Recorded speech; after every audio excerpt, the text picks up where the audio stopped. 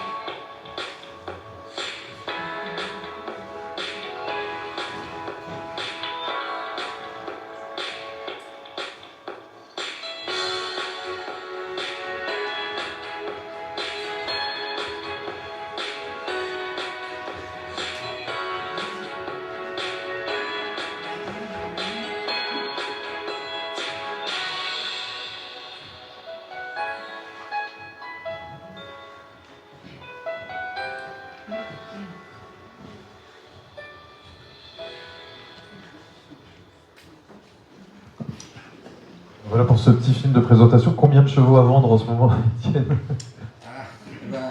Alors, bonjour à tous. Il y a quelques chevaux. On a aujourd'hui dans notre...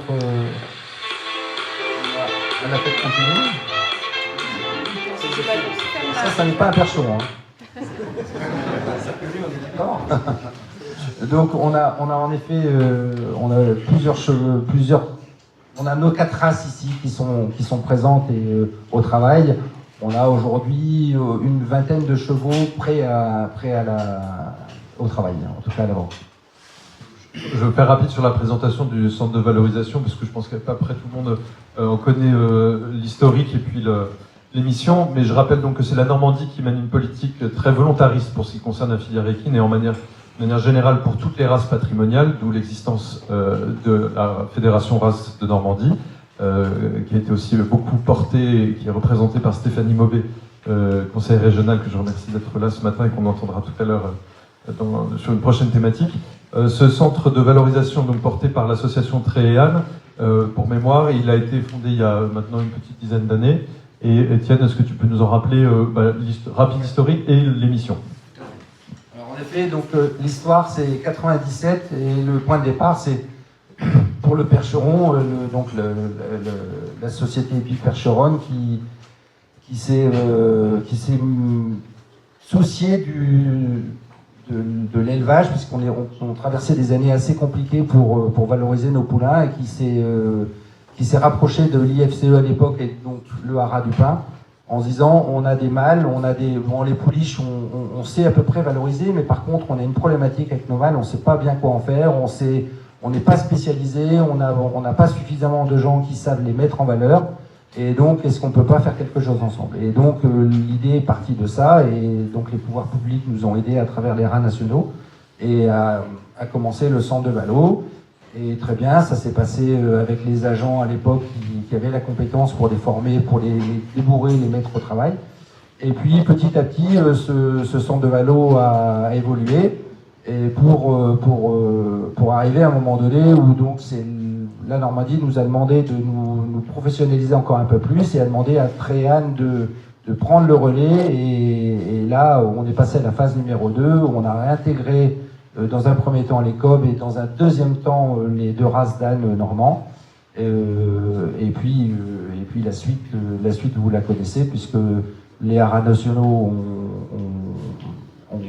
ont évolué, donc l'IFCE a repris sa partie, le haras du Pin a pris celle-ci, et donc on a fait évoluer, donc Arnaud nous en parlera tout à l'heure, on a fait évoluer notre partenariat sur un principe, le principe originel, c'était de se dire, on a déjà le haras du Pin qui est un écrin incroyable pour valoriser nos chevaux, il y a une réputation puisqu'elle est historique liée aux haras nationaux, donc on était dans l'endroit juste et valorisant pour mettre nos animaux, remettre nos animaux là où ils auraient toujours être, au milieu de notre société, puisqu'en fait on a quand même réussi à faire évoluer l'agriculture entre autres, mais aussi le transport grâce à nos chevaux. On les a oubliés après-guerre, et il est temps de les remettre un peu au milieu du système.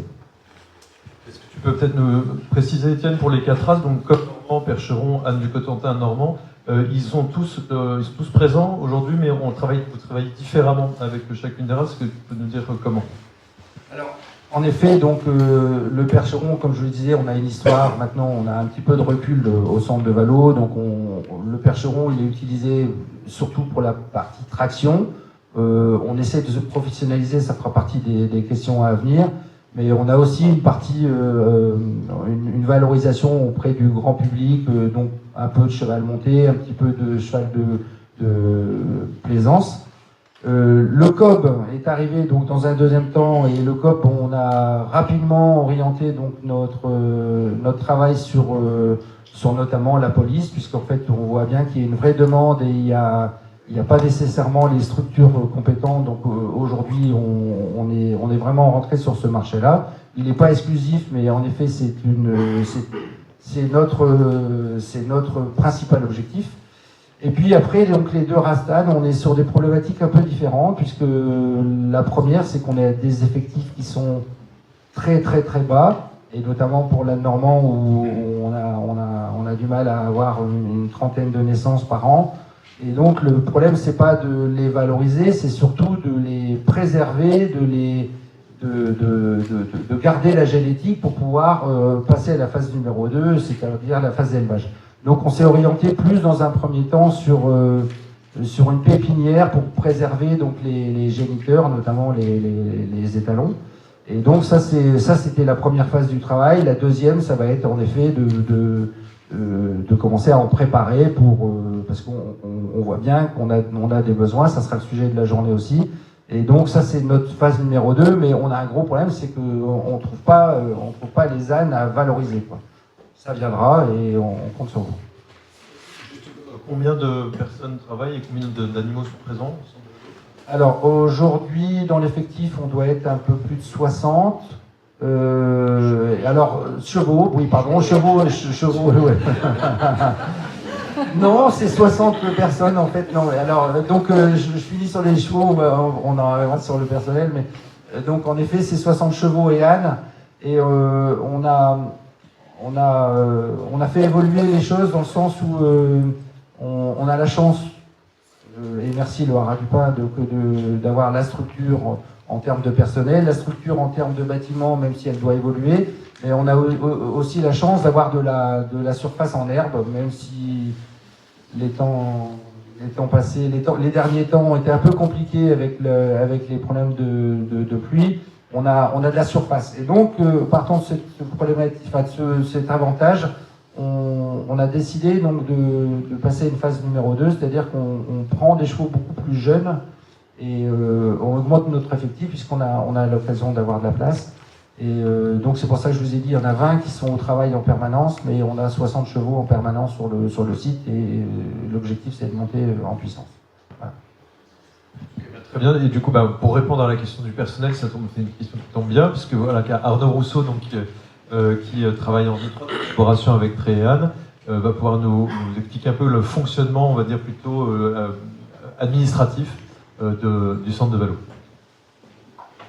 Merci, bonjour à tous. Donc aujourd'hui, en effet, le Haras du Pin est un syndicat mixte et nous mettons à disposition des salariés pour le fonctionnement du centre de valorisation. Aujourd'hui, il y a 3 agents sur les aspects techniques et travail des chevaux. Il y a un recrutement qui est en cours, d'ailleurs il y a une fiche qui doit circuler, je crois, voilà. Donc pour un responsable technique du centre de Vallaux. Et puis Hélène qui fait toute la coordination, qui est en lien avec le Conseil des chevaux et le Haras national, toute la coordination administrative sur la vente des chevaux notamment. Donc en effet, comme le disait Étienne, le Haras du Pin, dans sa mission, c'est la mise à disposition du personnel pour le centre de valorisation, ainsi que des bâtiments pour accueillir les chevaux qui sont au travail et les prairies. Alors c'est vrai que cette année, mais on l'a tous subi dans nos élevages différents, mais la météo a été compliquée, des prairies très mouillantes, voilà. Mais bon, c'est des choses qui évoluent et qui vont évoluer dans le temps. Et donc aujourd'hui, voilà, la mission est assurée par ces personnes. Il y a la volonté de développer ce centre de valorisation et éventuellement de lui trouver une autre place à part entière et non plus dans le cœur historique, mais peut-être sur le Vieux-Pin. Donc on y travaille, c'est un projet autour de l'attelage et autour de la valorisation des chevaux et de la race normande. Donc voilà, c'est un sujet qui va continuer d'évoluer et qui va continuer de croître dans les années qui viennent. Merci Arnaud. Alors pour être parfaitement clair aussi, parce que c'est assez intéressant cette synergie, cette collaboration très étroite, parce qu'il y a la région, le département, avec le Haras du Pin, Tréhéan, le Conseil des chevaux, donc on peut vraiment parler de synergie. Qui porte l'achat des chevaux et quand les chevaux sont vendus, comment est-ce que vous reversez, comment vous partagez, on va dire, la plus-value? Ok. Alors on a une convention qui porte l'achat. L'achat est porté par Tréhéan, qui achète les chevaux, et donc Tréhéan est propriétaire des chevaux sur le site. Et on a une convention avec le Haras du Pin où nous assurons toute la partie frais vétérinaires, ferrure, maréchalerie et alimentation du cheval. Et par contre, on a une reversion des bénéfices qui sont faits au moment de la vente des chevaux. Et donc, on est sur 2 tiers, 1 tiers. On va être, voilà, c'est tout à fait transparent de la plus-value. Voilà, donc c'est tout à fait transparent avec Trey et Anne. En fait, c'est une convention qu'on a signée pour la première année, hein, donc de fonctionnement 2023. Et auparavant, c'était un peu pas nébuleux, mais c'était un peu complexe. On achetait les chevaux, on les vendait, mais le haras ne s'y retrouvait pas nécessairement. Et on a cherché une solution gagnant-gagnant parce que nous, on a tout intérêt à pouvoir augmenter. Parce qu'il ne faut pas oublier que, comme je l'ai dit tout à l'heure, l'intérêt, c'est de servir le cheval avant tout, et les ânes, hein, évidemment, c'est de les remettre au milieu du dispositif. Mais pour le faire, c'est d'encourager les éleveurs, c'était la première étape. Et donc, notre métier à nous, Trey et Anne, et notre outil, le centre de Valo, c'était de trouver un moyen d'élever les prix d'achat pour que les éleveurs soient encouragés à continuer. Parce qu'il faut se rappeler qu'il y a 15 ans, on était dans une phase où on n'avait plus que les anciens qui continuaient de mettre leurs juments à la reproduction et qui décourageaient, et tous les jeunes, alors je parle des professionnels notamment, tous les jeunes agriculteurs qui s'installaient derrière leurs parents, s'il y avait des juments dans le cheptel, les centres de gestion, la première chose qu'ils disaient, bon, la ligne chevautrée, vous mettez X vaches à la place et puis on passe à autre chose. C'est un peu compliqué de maintenir ces jeunes dans le circuit, si ce n'est qu'en les encourageant avec des tarifs.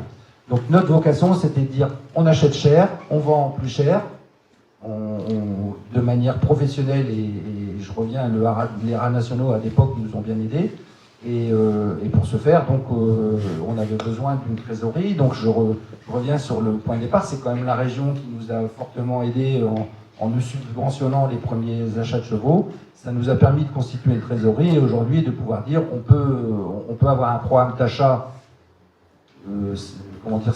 à la hausse, même si les cours ne sont pas toujours très stables, et puis de pouvoir aujourd'hui, dans un deuxième temps, dire maintenant on partage les bénéfices, parce que il faut que aujourd'hui la structure du haras du Pin puisse avoir un retour, parce qu'en effet,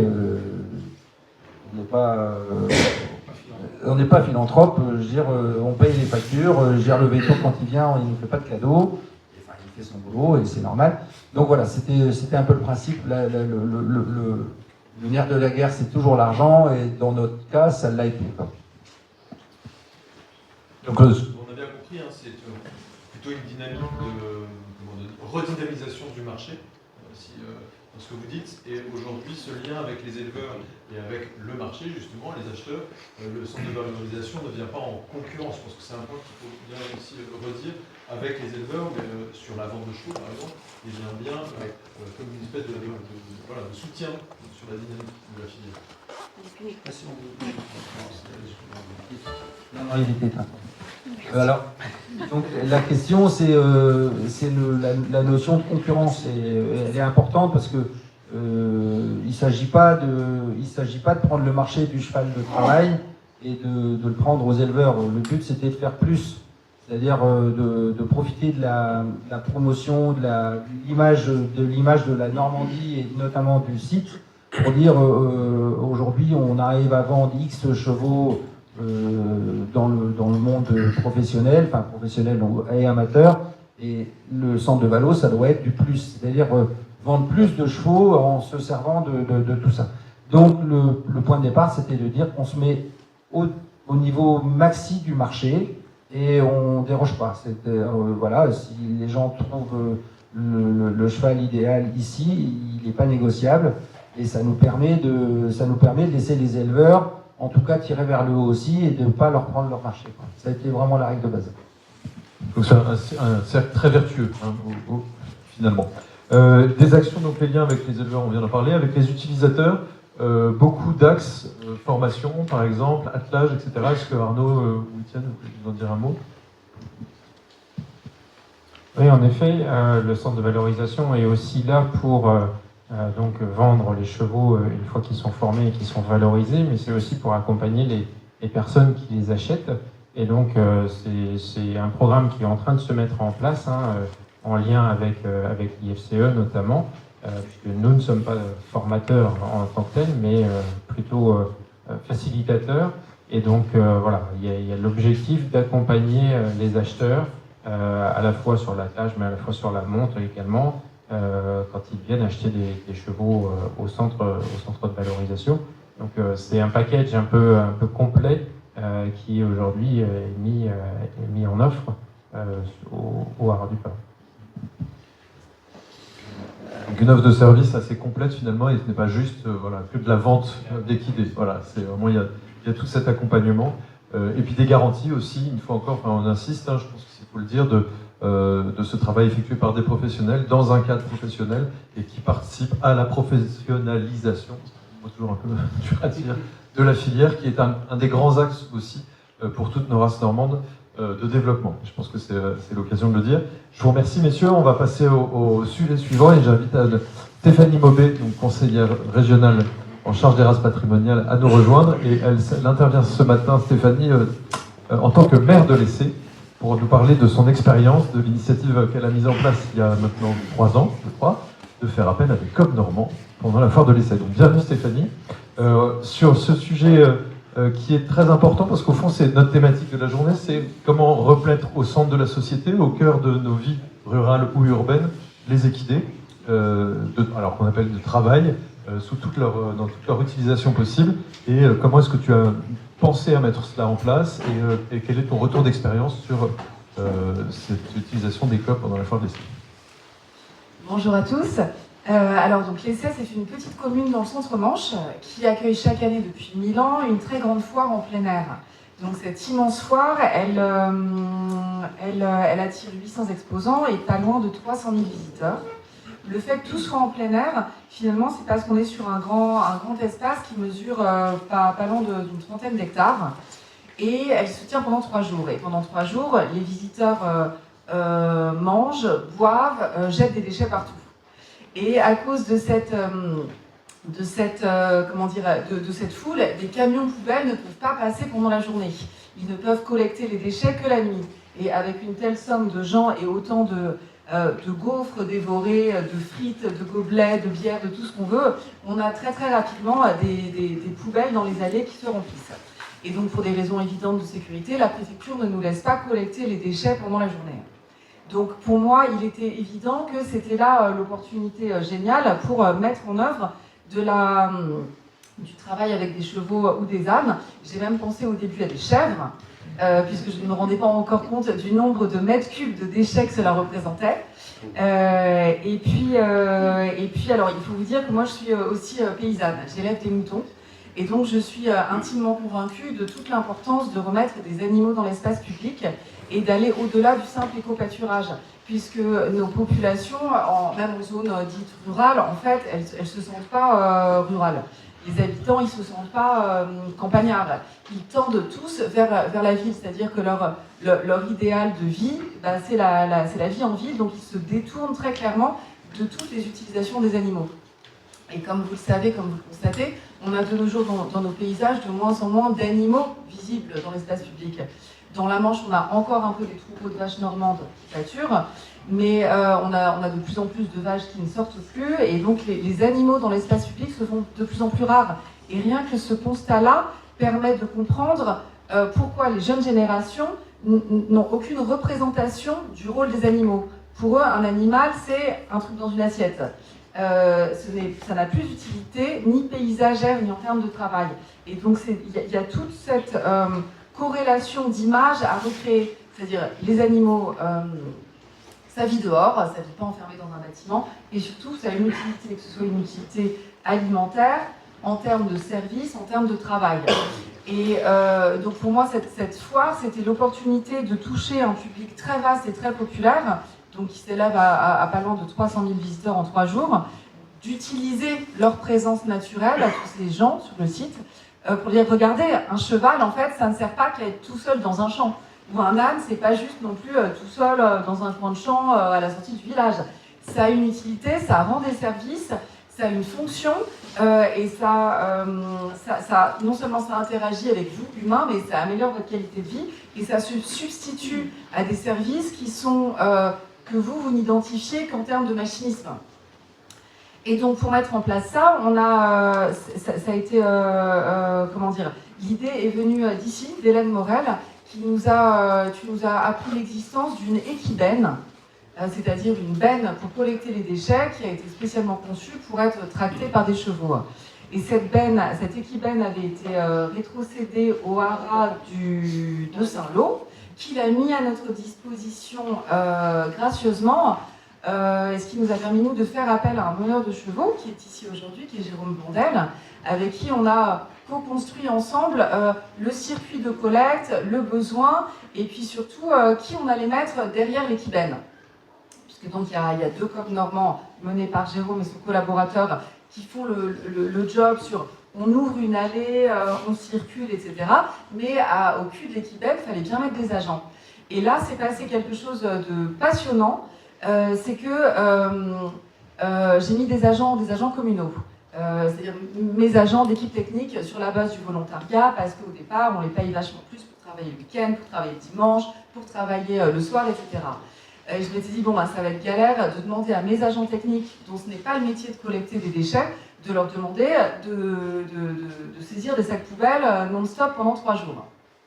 Puis des sacs poubelles dégueux, quoi, cracra, dégoulinant de gras, de glace, au milieu d'une foule vachement dense. Enfin, a priori, ça faisait pas rêver comme mission. Et donc pour ça, je l'ai fait avec eux. Les premiers jours, je me suis dit, puisque je le demande à mes agents techniques, en tant qu'employeur, en tant que maire de l'essai, il faut que je sache en quoi consiste le job. Je vais le faire avec eux pour qu'ils voient que ce n'est pas dégradant. Et en fait, non seulement c'était pas dégradant, mais c'était super gratifiant.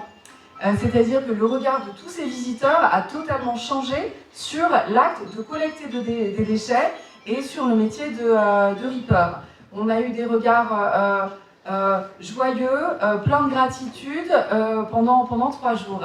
Et donc je n'ai plus besoin maintenant d'agiter une carotte pour trouver des volontaires pour faire cette tâche. Mes agents techniques sont super contents de le faire.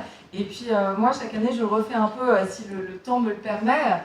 S'il n'y a pas d'autres problèmes de sécurité plus graves. C'est vraiment un super moment de collecter les déchets et de mesurer à quel point les visiteurs, soudain, changent la manière dont ils abordent le papier gras qu'ils ont à la main et qu'ils s'apprêtaient à balancer par terre ou dans une poubelle qui déborde. Donc on a un vrai levier en fait pour renvoyer un regard différent sur la salubrité et l'intérêt général à nos agents techniques communaux. Et c'est pas une mince affaire parce que dans une commune, enfin dans toutes les collectivités, on a beaucoup de problèmes à recruter comme partout. Et donc ce sont des postes qui sont pas très bien payés, qui sont ingrats. Et c'est pas facile dans la gestion humaine, dans la gestion des carrières des agents, de parler de ces problèmes de collecte des déchets. Donc là, c'est devenu un truc vachement chouette, vachement positif. Et j'ai trouvé que ça nécessitait en fait qu'on le dise et que moi je puisse le dire à d'autres collectivités. D'autant que pour finir, oui, je suis bavarde, il va falloir que tu m'arraches le micro.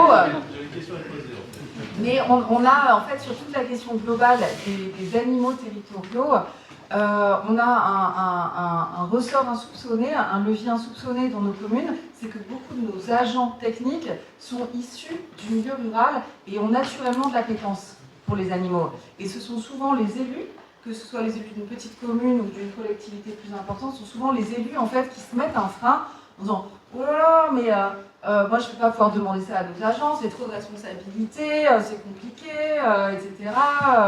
Ça ne va pas être accepté par la population. » Or, les agents, c'est un faux frein. Nos agents sont très demandeurs.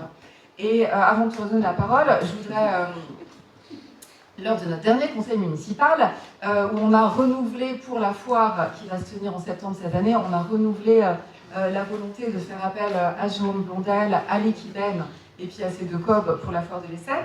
On a eu un vaste débat sur l'acceptation des crottins dans les allées. Puisque certains exposants m'ont dit « Oh là là, mais il y avait du crottin dans mon stand, moi j'ai fait un chiffre d'affaires en baisse, etc. » parce que les visiteurs, ils esquivaient au lieu de s'arrêter dans mon stand.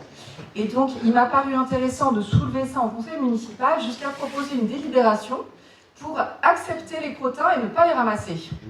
Et ça a été m'a semblé que le conscientiser, le formuler et en parler, et que ça figure en fait dans un compte rendu et dans une délibération qui est ensuite envoyée au contrôle de l'égalité à la préfecture, je trouvais que c'était important de dire la ville de l'Essai affirme que si elle s'est engagée dans le ramassage des déchets avec des chevaux, c'est pas pour ensuite payer des agents techniques pour aller ramasser les crottins. Donc ils resteront dans les allées.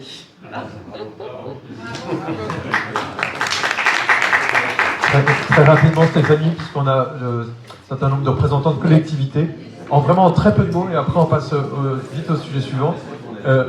En 3 arguments pour convaincre des collectivités qui se poseraient la question de faire appel aux équidés dans leur ville. 3 arguments. Du lien social, puisque ça permet complètement de rétablir du dialogue avec des habitants, qu'on dit souvent les habitants éloignés de la cause sociale, avec qui il n'y a plus d'autres dialogues sur des sujets politiques, citoyens, démocratiques, tout ce qu'on veut. Bref, ceux qui vont plus voter, eh ben, on arrive à renouer le dialogue grâce à des animaux. Donc le lien social, il est évident.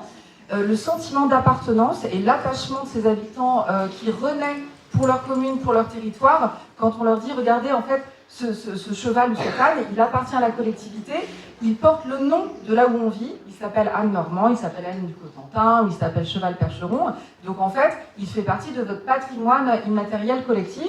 Donc voilà, recréer un sentiment d'appartenance fort et puis un attachement, c'est important parce que ça permet à la suite de ça qu'on puisse faire découler toutes sortes d'attachements de ces habitants pour leur histoire, pour leur gastronomie, pour leur paysage, pour leur culture, etc. Et j'en trouve pas de 3e, mais je vais y réfléchir pour qu'à table, je sois capable d'en sortir encore plein. Eh bien, merci beaucoup Stéphanie. Et puis à travers ton intervention, remercier la région. Vous aurez compris la passion qu'anime Stéphanie à promouvoir et à défendre les races patrimoniales, que ce soit à l'essai ou à l'échelle de la région. On a beaucoup de chance d'être soutenus dans nos actions et c'est le moment de le dire. Voilà. Merci beaucoup, merci.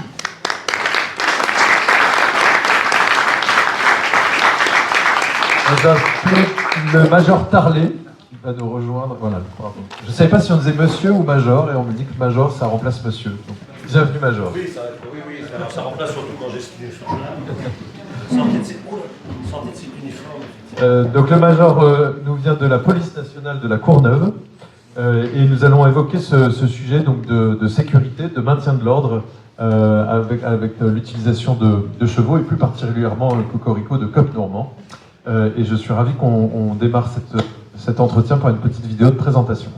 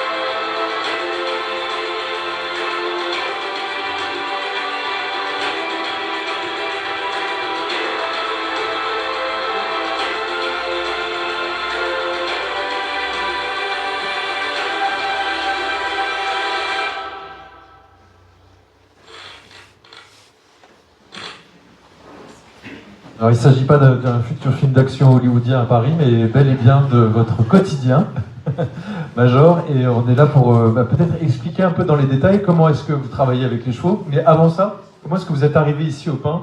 Comment vous avez rencontré cette race, en particulier les Coq Normands, et pourquoi est-ce qu'elle vous a séduit? Oui, bonjour à tous.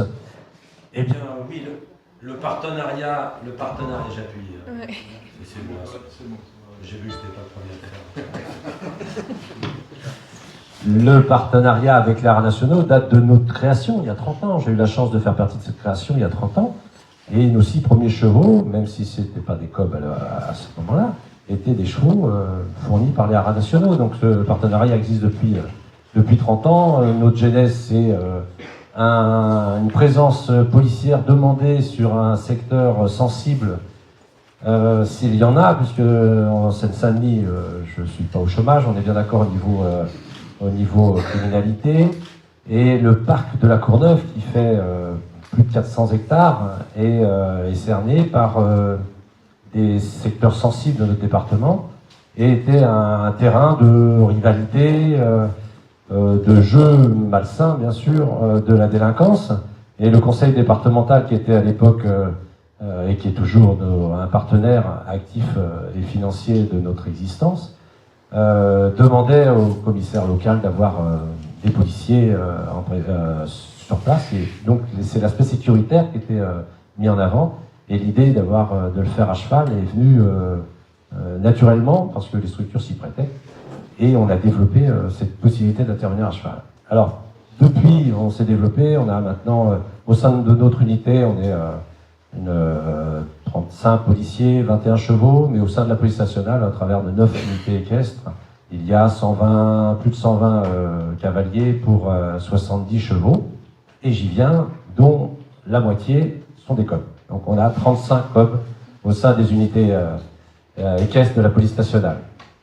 On a anecdotiquement aussi 2 percherons, donc 2 autres chevaux lourds. Et puis ça vous... Alors, je dis anecdotiquement parce qu'il y en a un qui vient du Canada, mais l'autre est un percheron. Donc je savais que je vous ferais plaisir à ce niveau-là. Et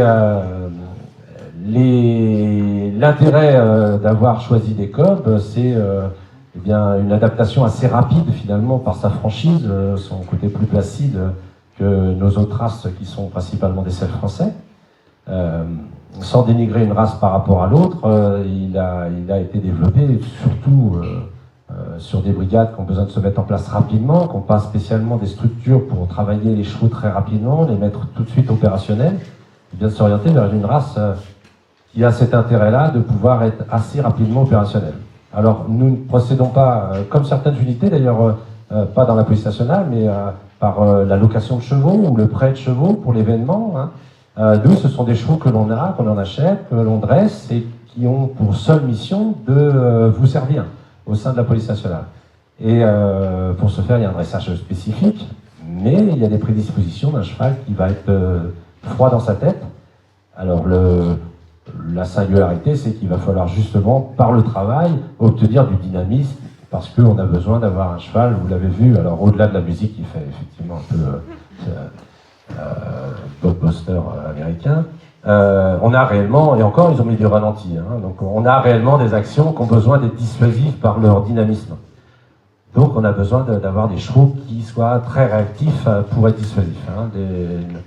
Notre règle, quand même, dans les forces de l'ordre, c'est d'avoir à faire des démonstrations de force pour ne pas avoir à s'en servir. Donc là, ils remplissent leur mission. Alors, l'aspect dissuasif, bien sûr. Je ne vous dis pas qu'on a essayé, mais d'emblée, on s'est dit que les Shetland, ça n'allait pas faire l'affaire.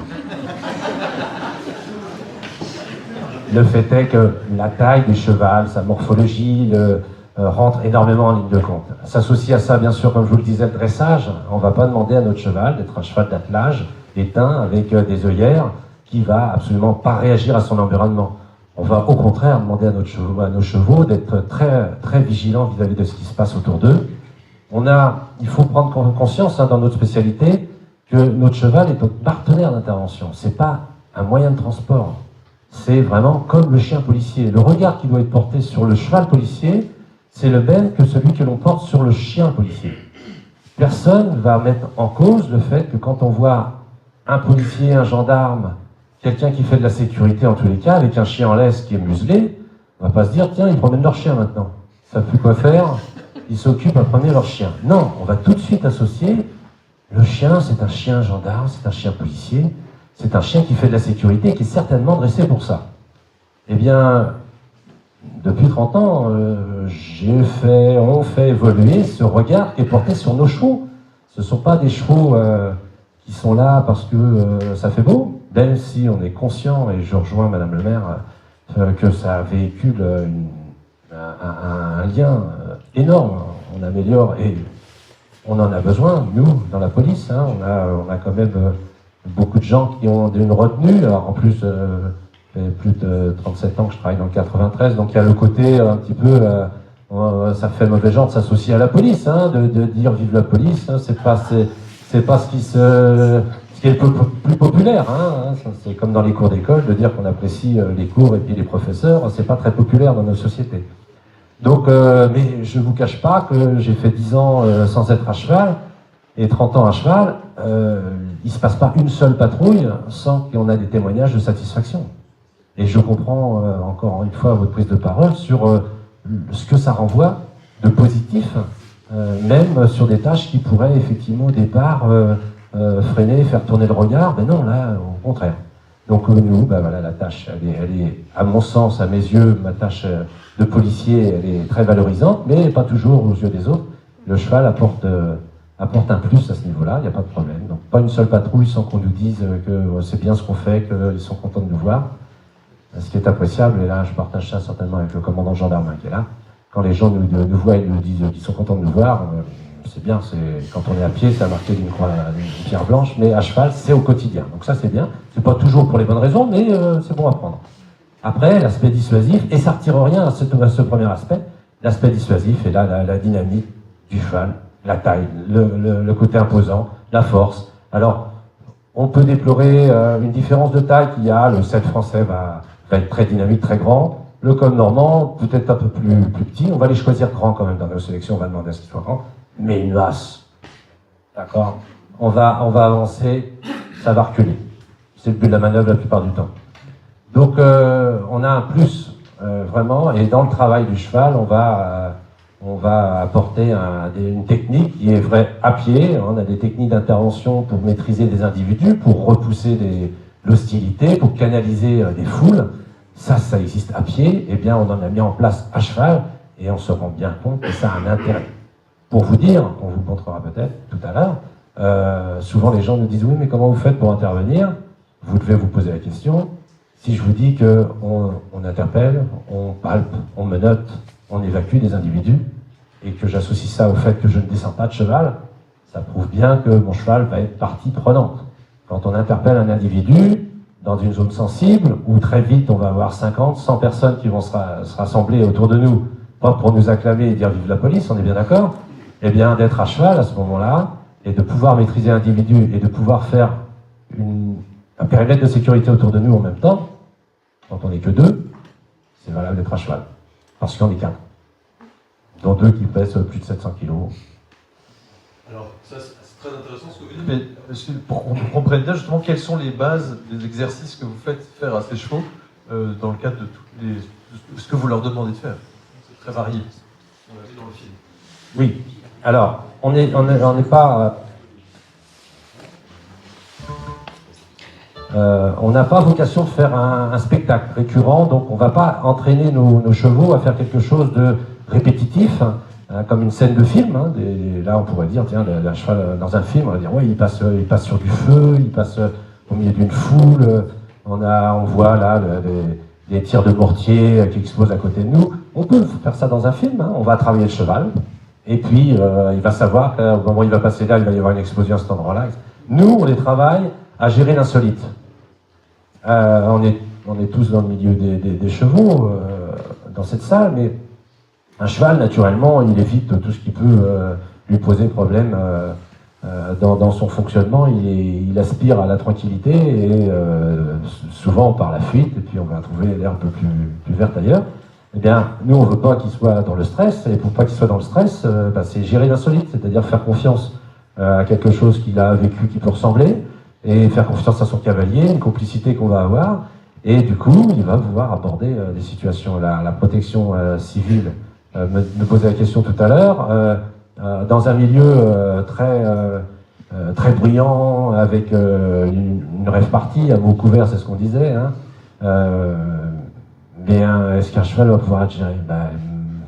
Même mer, hein, vous pouvez le dire, vos chevaux, ils évoluent au milieu de la foule très dense, il peut y avoir du bruit, mais c'est son métier. Donc il peut y avoir un bruit plus fort que l'autre qui n'était pas prévu dans la scène du film, hein, sur le storyboard. Non, là on n'a pas de storyboard, mais il va pouvoir le gérer.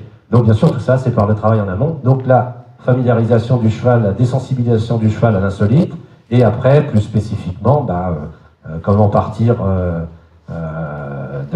rapidement au galop à la poursuite d'un fuyard, comment s'arrêter, l'intercepter, le coincer entre les chevaux, et que là le cheval reste placide au moment où on met en place une palpation pour s'assurer que l'individu n'a rien de dangereux sur lui, qui peut découler sur un menottage, sachant que déjà d'être coincé entre les deux chevaux, c'est très contraignant. On peut bien sûr, alors je ne parle pas un public policier, mais bien sûr, toutes mes phrases sont précédées d'un cadre légal qui nous permet de le faire, bien entendu, mais si on doit effectivement, dans un cadre légal, pouvoir contraindre des personnes, maîtriser, neutraliser des personnes, menotter des personnes, eh bien le cheval va apporter un plus au niveau sécuritaire, ne serait-ce que le surplomb. Encore une fois, la taille du cheval rentre en ligne de compte dans la dissuasion, mais également pour placer son cavalier hors d'atteinte de toute hostilité. Et ça peut avoir un intérêt aussi dans les rêves parties, où il peut y avoir de l'hostilité liée à des états seconds, des gens qui peuvent vouloir s'en prendre à vos équipes à pied, et puis finalement d'être à cheval, ça avait son intérêt aussi. Donc on peut dresser les chevaux à l'insolite. Est-ce qu'il y a une expérience, par exemple, qui vous a marqué où le fait d'être à cheval a changé la situation? Ah mais c'est du quotidien ça, c'est du quotidien. Et ce qui me plaît le plus, c'est d'intervenir en renfort d'effectifs à pied qui sont pris à partie, qui anticipent une interpellation, une éviction d'un camp, où il y a habituellement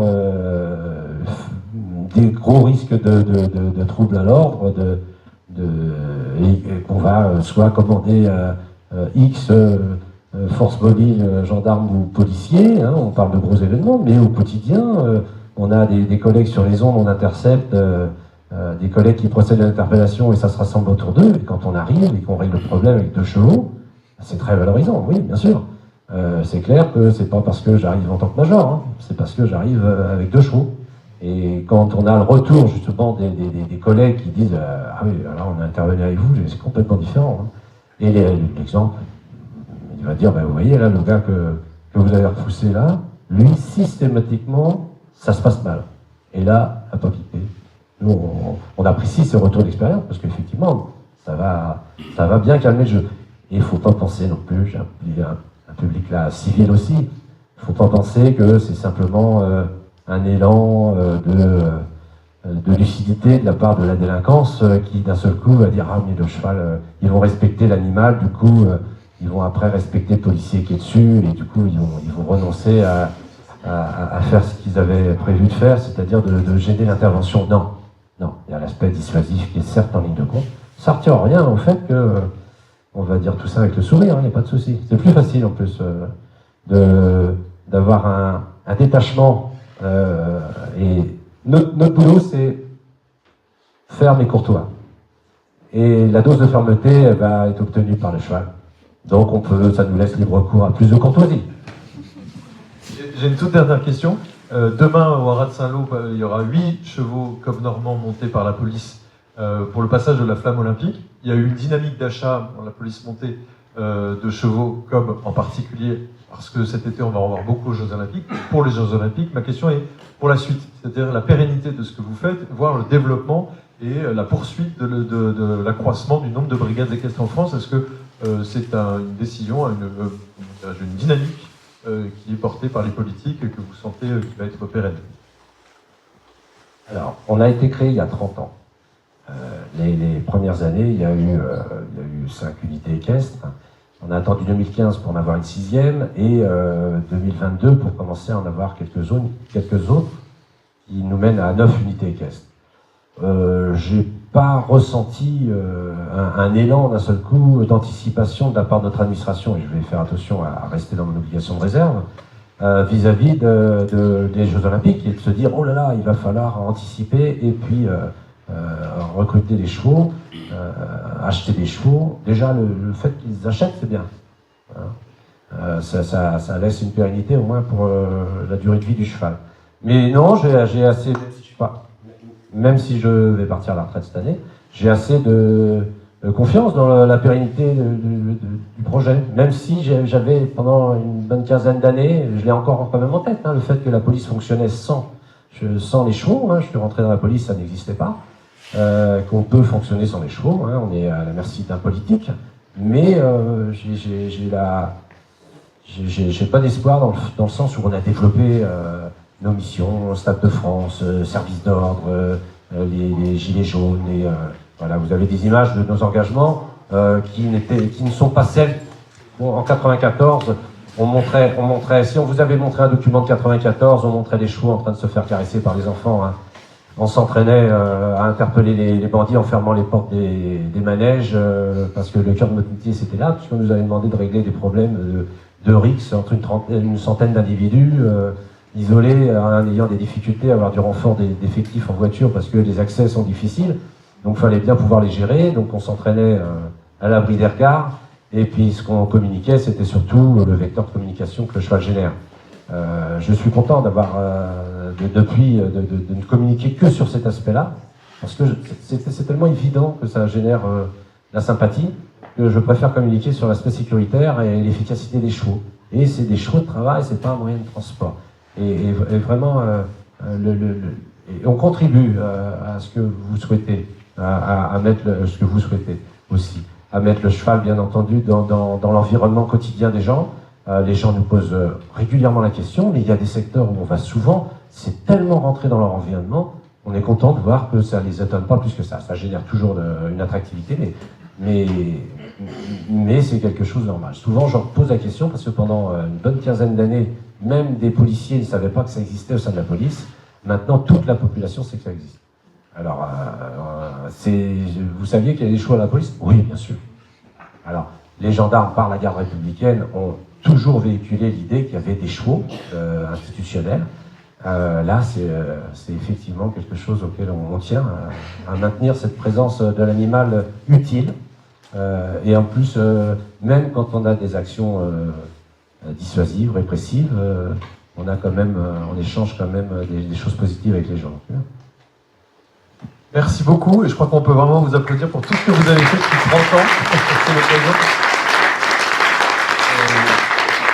Parce que je pense qu'en partant à la retraite cette année, en vous retournant, c'est ce que vous venez de me dire, vous avez fait une belle évolution, et on vous remercie aussi, grâce à votre action, de faire valoriser nos chevaux ici au centre de valorisation, nos coms normands, de les mettre en valeur, de leur trouver une vitalité, une fonction et un débouché économique, puisque c'est quand même aussi un sujet très important pour le maintien des races. C'est que les éleveurs font net, et derrière, il faut qu'il y ait des utilisateurs, et si ces utilisateurs, en plus, sont bons pour la société, alors là, c'est merveilleux. Donc merci beaucoup, et félicitations. Et merci pour votre attention. Vraiment, merci pour le rayonnement que vous apportez à nos races. Merci beaucoup. Et bravo, encore.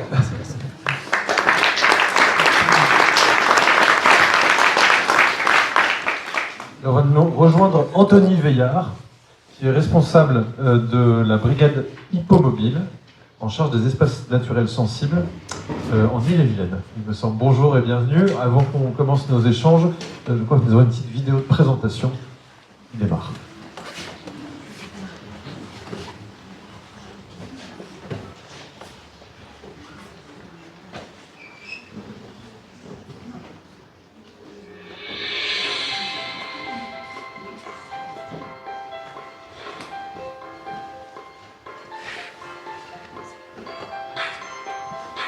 Ici, on est sur un espace naturel sensible du département d'Ille-et-Vilaine, étant Châtillon-en-Vendée, sur une zone ornithologique.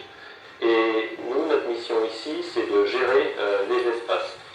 On est sur une zone où le sol a proliféré, et donc du coup, il empêche justement de s'exprimer des plantes comme la licorne, par exemple. On a privilégié l'utilisation du cheval pour pouvoir effectuer cette mission. Sur ce chantier, il y a deux étapes. L'arrachage de saules avec le cheval à l'aide de mouflage, donc d'éviter les coups de collier. Donc on démultiplie la force justement de traction. Donc lui travaille dans le calme. cheval.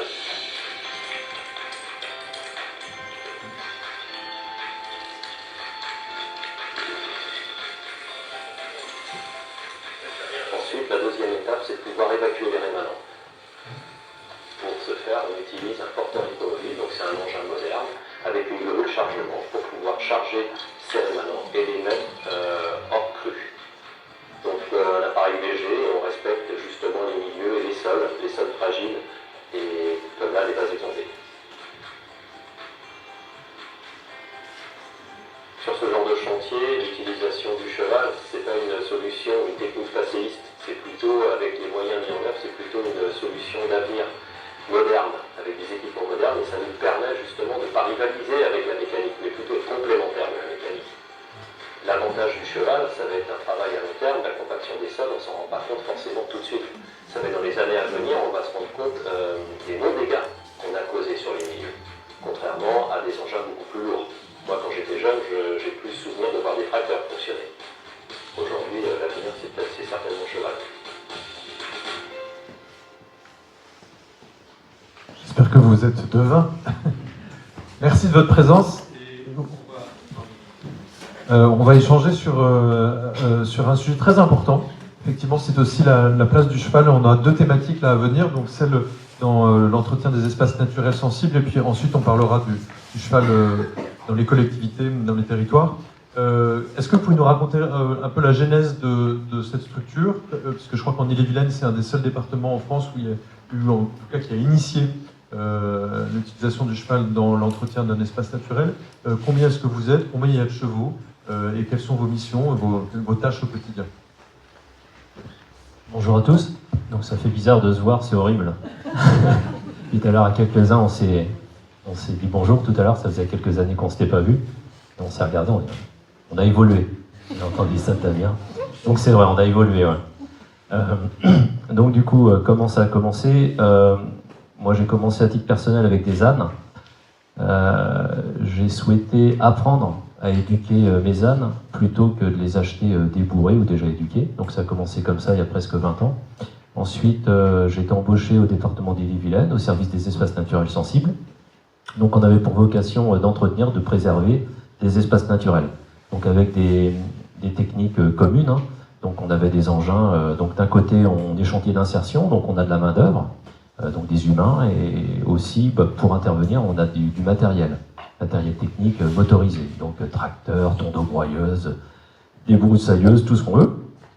Et on intervient dans des milieux très sensibles. Souvent, on a des portances de sol un peu compliquées. Et entre l'homme et la machine, il y avait quelque chose qui manquait. Et à titre personnel, donc je disais, moi je savais ce qu'on pouvait faire avec des équidés. Et donc je m'y suis intéressé. Je m'occupais aussi d'un petit cheptel. Donc on avait des chevaux, des ânes, des vaches aussi qui pâturaient pour entretenir et pour maintenir les milieux ouverts. Et on avait une problématique en fait, c'est que les animaux ont toujours été présents avec l'homme pour produire ou faire quelque chose. Alors que là en fait les animaux ne faisaient rien. Donc on avait des trèves bretons, des mulassiers du Poitou, qui ne faisaient rien que de manger. Donc on avait des problèmes de poids à gérer. Et donc j'ai proposé à ma hiérarchie, j'ai dit mais en fait il y a une solution, c'est de les faire travailler. Voilà. Donc ça a commencé comme ça, j'ai eu des chefs qui m'ont fait confiance, qui m'ont dit propose-nous tout ce qu'on peut faire avec des équidés en lien avec des espaces naturels. Donc là c'était en 2010, et puis on a mené un projet jusqu'en 2011. Et validation des élus. Donc ça passe par ça, hein, donc ça part par l'adhésion des agents, de la hiérarchie, et après le triptyque en fait c'est les élus, voilà, qui eux sont en capacité de nous donner les moyens, d'allouer les moyens pour pouvoir travailler. Projet de service, je suis parti en formation, donc j'ai passé un CS pour pouvoir structurer un petit peu tout ça, quoi. Parce que jusqu'ici c'était que de l'expérience personnelle. Donc pour entrer dans un cadre professionnel, il fallait vraiment avoir cette formation assez étoffée. 2011, je me forme, expérimentation avec un vieux cheval du cheptel que j'avais récupéré, que j'avais remis au travail. Et puis ensuite, 2013, validation des élus, et c'est là où on voit Victor et Pacha, les deux premiers chevaux de la cellule traction animale du département. donc préparé par Stéphane, présent ici là. Donc on va pouvoir y revenir tout à l'heure, mais j'ai entendu éleveur, mais il y a aussi les gens qui préparent les chevaux. Et pour professionnaliser une filière, en fait, il faut vraiment qu'il y ait tous les intervenants. Enfin, moi, je ne pense pas qu'on puisse être bon partout, être très bon éleveur, très bon préparateur, très bon utilisateur. Voilà.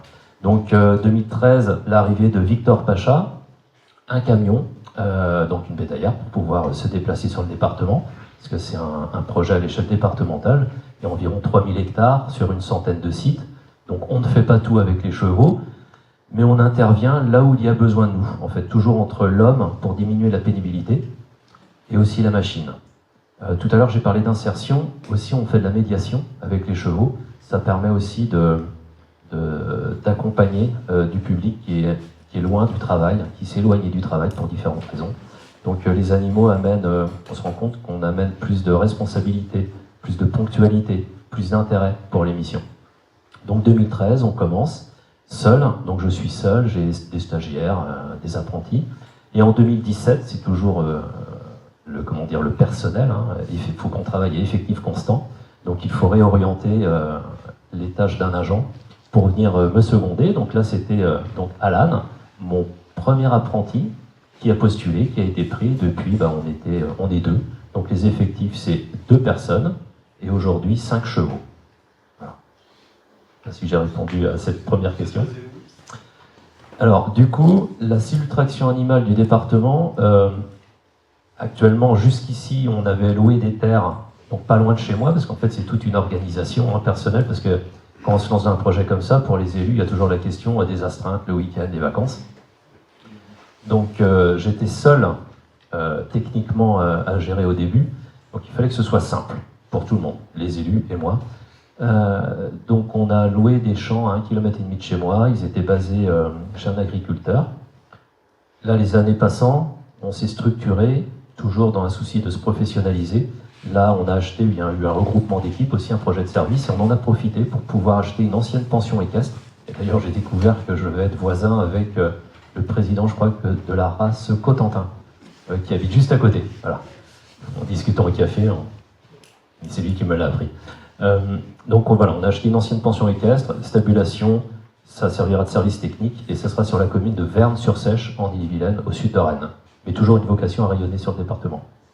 Et comment s'organise votre travail? Est-ce que il y a une concertation, on a besoin de vous, on s'inscrit sur un planning? Comment ça fonctionne à l'échelle départementale? Oui, alors aujourd'hui mes missions ont un petit peu évolué, et aujourd'hui c'est moi qui m'occupe de cette mission-là. Donc les espaces naturels au département d'Ille-et-Vilaine sont structurés, on a une régie, on a la chance d'avoir cette régie, donc on est environ 80, donc des agents techniques, des techniciens, dont je fais partie, et là mes collègues techniciens sur les différents secteurs, donc les territoires, on est divisé en 6 territoires, mes collègues font appel au service des chevaux. Ensuite je vais pouvoir les valider techniquement, les priorités, parce que forcément on est un peu victime de notre succès, on ne peut pas être partout, on n'a que 2 chevaux, j'aimerais bien en avoir plus, et voilà, on fait, c'est ça, c'est une inscription, on valide, on décide aussi, voir les endroits les plus efficaces. Donc là, le film montrait une intervention au milieu humide, en queue d'étang, sur des vases exondés, donc là forcément c'est du prioritaire. Souvent on entend parler du débardage, donc oui, on fait du débardage, mais dans des milieux sensibles, là où les machines feraient du dégât. Donc on priorise. Alors, au sujet du débardage, quand vous avez un matériel très spécifique, est-ce que vous pouvez nous expliquer ce que peut consister? Le porteur hippomobile, on a pu le voir sur la vidéo, il n'y en a pas beaucoup en France, je crois qu'il n'y en a que 5 ou 6. Toujours pareil, c'est une niche entre le travail manuel. On a commencé avec une luge pour évacuer des rémanents. Donc des rémanents, c'est des produits de coupe qu'on peut récupérer dans des landes, des marais. Et bien là, pour les évacuer,